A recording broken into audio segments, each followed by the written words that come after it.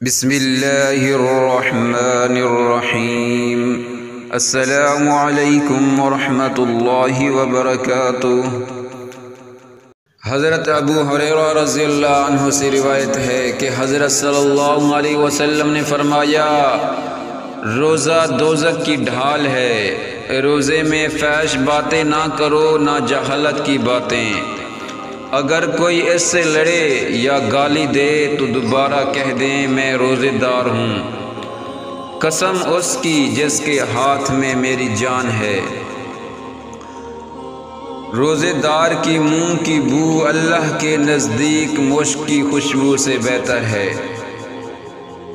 اللہ فرماتے ہیں، روزے دار میرے لیے اپنا کھانا پینا چھوڑ دیتا ہے اور اپنی خواہش ترک کر دیتا ہے۔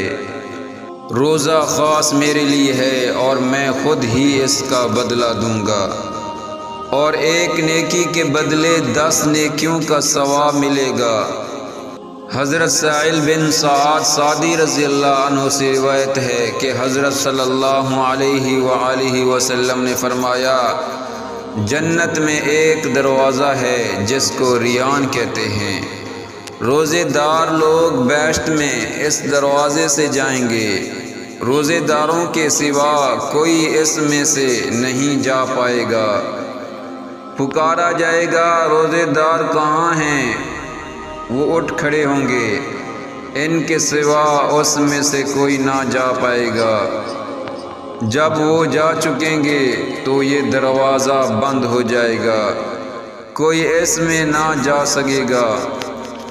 حضرت ابو ہریرہ رضی اللہ عنہ سے روایت ہے کہ حضرت صلی اللہ علیہ وسلم نے فرمایا، جب ماہ رمضان آتا ہے تو آسمان کے دروازے کھول دیے جاتے ہیں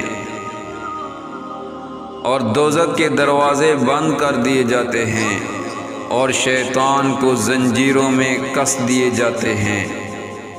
مزید ایسی ویڈیو حاصل کرنے کے لیے ہمارے یوٹیوب چینل زینت الاسلام کو سبسکرائب کریں۔